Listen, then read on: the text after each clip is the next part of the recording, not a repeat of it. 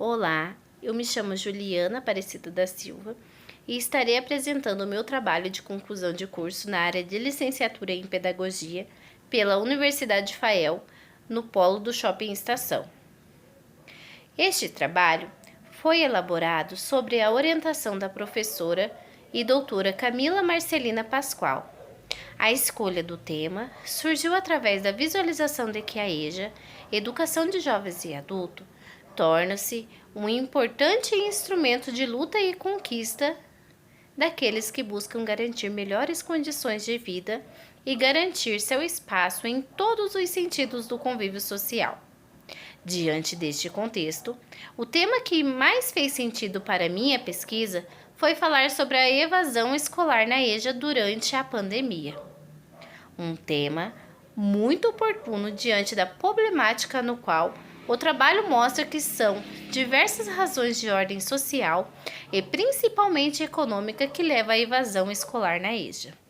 Por isso, o objetivo geral da pesquisa é apresentar uma breve análise reflexiva sobre como a pandemia do Covid-19 afetaram os alunos do EJA, causando a evasão escolar, bem como quais têm sido os reflexos deste período. No que se refere aos aspectos metodológicos utilizados, o presente trabalho se caracterizou por meio de pesquisas bibliográficas, no qual realizei buscas online através do Google Acadêmico, Cielo e site do Ministério da Educação, tendo como base fontes e referências de livros e artigos em língua portuguesa.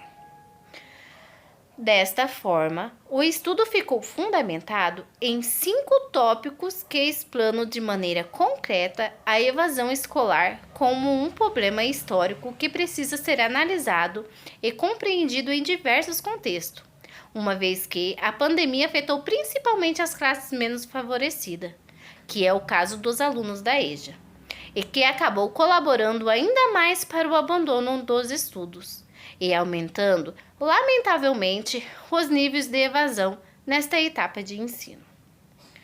O primeiro tópico da minha pesquisa explanei sobre a evasão escolar na educação de jovens e adultos no período da pandemia.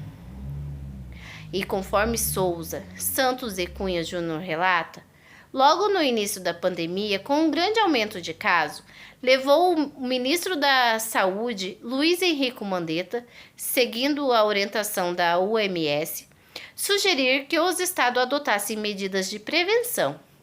E uma das medidas tomada foi a suspensão das aulas.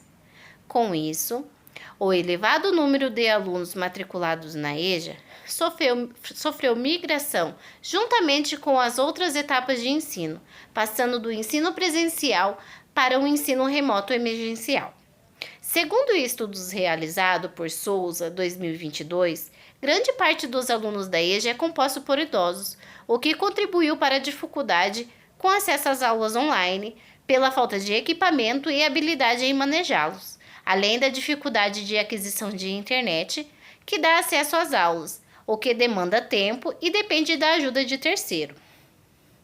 Sendo assim, foi imprescindível pensar em políticas públicas e projetos pedagógicos que acolhessem esses alunos no período de pandemia.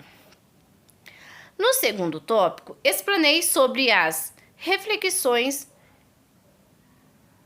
sobre o cenário exclusão e abandono no EJA durante a pandemia através do olhar do professor, pois é possível perceber que ao longo da história da estruturação da educação no Brasil, os discentes da EJA têm ocupado um lugar marginalizado no ensino brasileiro. Isso porque são desrespeitados e invisibilizados pela hierarquia social, gerando uma desigualdade educacional absurda entre o ensino diurno e noturno.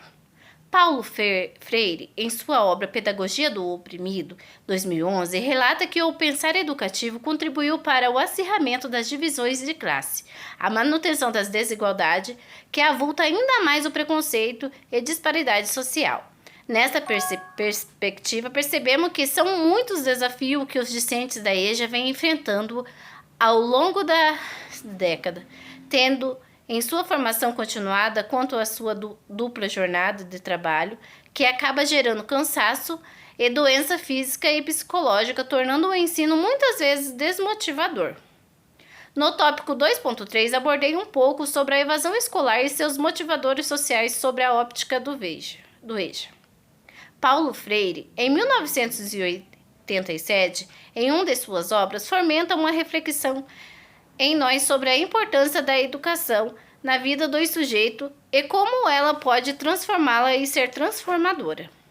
E por ser um grande desafio, a luta contra a evasão deve ser algo contínuo e persistente, pois, infelizmente, a nossa realidade da evasão escolar é muito mais comum do que pensamos, e a escola deve ser responsável por criar um espaço para dialogar com os alunos e criar meios atrativos para diminuir o maior número possível no abandono.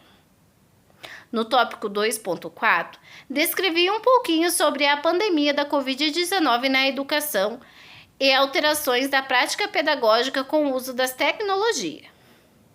Devido à Covid-19, a falta de preparo em relação às tecnologias dos professores e das escolas para as aulas remotas ganhou destaque, e a pandemia evidenciou que os professores precisam de um domínio maior das tecnologias para ampliação do ensino, mas antes disso, precisam de capacitação. Com respeito à abordagem teórica, podemos destacar aqui o posicionamento do autor Brandão, 2020, em sua obra O que é Educação. O professor precisa não ter só influência digital, mas também entender as contribuições que as tecnologias trazem para o processo de ensinar, aprender e desenvolver o currículo para poder discernir qual tecnologia usar em cada situação. E como as tecnologias estão em contínua evolução, esse professor terá de ter o desenvolvimento profissional, ou seja, aprendizagem ao longo da vida, página 2 e 3. Já no tópico 2.5, e o último, explanei sobre a realidade escolar no pós-pandemia, e que nos faz refletir se as mudanças vivenciadas no auge da pandemia nos direcionou para a transformação